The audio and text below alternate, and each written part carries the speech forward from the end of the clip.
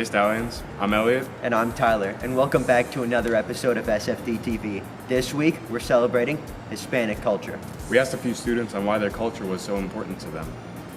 Let's see it. Why is being Hispanic important to you? Because it makes me who I am. Because of the food, tacos, tamales, y pozole. It makes me feel closer to my ancestors. It's important to me because we come from a great culture with many great traditions and we have a lot of great food. It's so nice to see everybody embrace their culture. And speaking of culture, let's see some of those traditional dances. Hola amigos! I'm Britzy. I'm Maria. And these are our students. Okay, so today we'll be learning tres bailes típicos, or in other words, 3 dances that are typical in our culture and in other Hispanic Latino cultures. Let's start with huapangos, Let's start easy. We'll start with side to side. Always 2 steps, okay guys? Always 2 steps. Dos pasos. And then, considering the song, you go a little bit faster. Okay? And then follow me guys. Let's go. Follow. Me la rifo en los rodeos, también en los jaripeos, en los salones de baile, me dicen el guapangero, y a todas las muchachonas prefieren al guapangero. And then we'll move on to our second dance, guys. Okay, vamos para el segundo baile, which is bachata. Again, most of our dances involve 2 steps.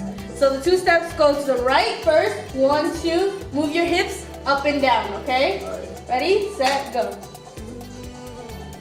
And then again. You can do a little tap.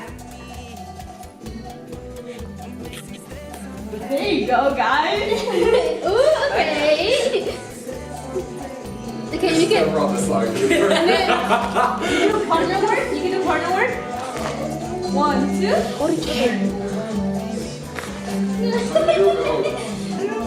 Escucha mi canción. Ay, recházame. So, este es el tercer baile. This is cumbia.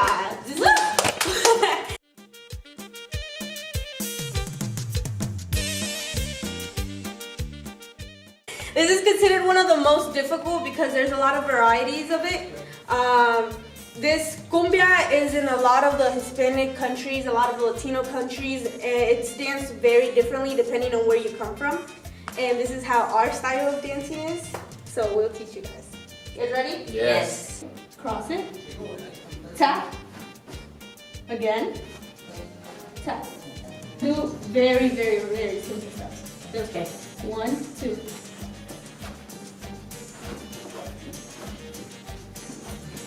You guys think you got it? No.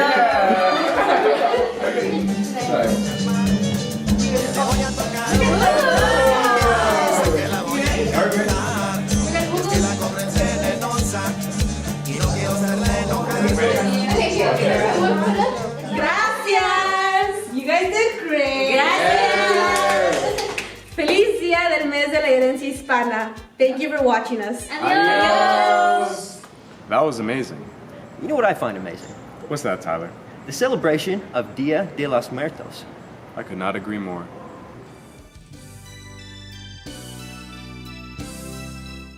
Dia de los Muertos, also known as the Day of the Dead, falls on November 1st.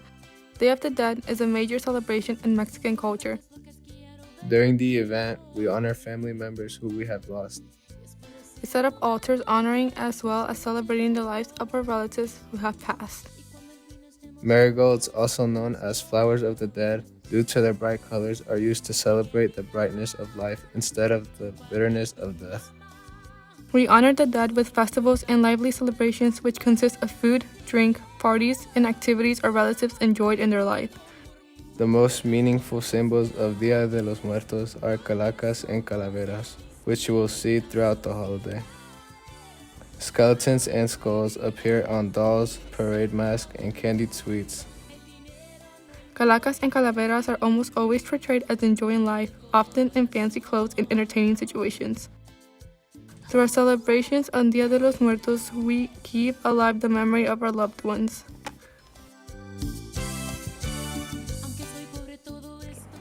I had no idea how rich the culture of Dia de los Muertos is. Me too, Tyler. Now let's take a look at the activities we're going to be doing in homeroom.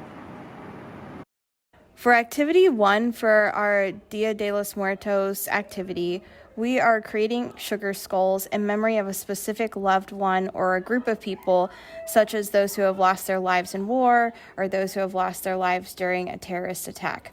You'll get a paper skull and you need to decorate it in honor and memory of a loved one.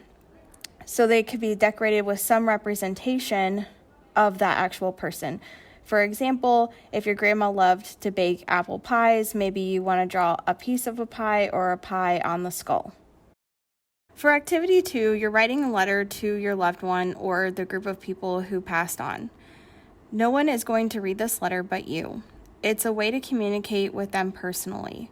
When you're done writing the letter, place it in one of the 2 decorative bags. Our last activity for today is a prayer before Mass. Before prayer starts, light the candle in your decorative bag and put it on your ofrenda. Also put the prayer up on the screen for the homeroom to be able to follow along. During prayer, gather around the ofrenda you made and candle to honor our loved ones.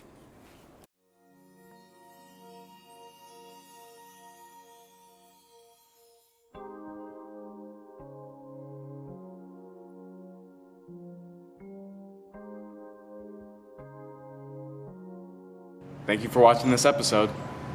And see you in the next one.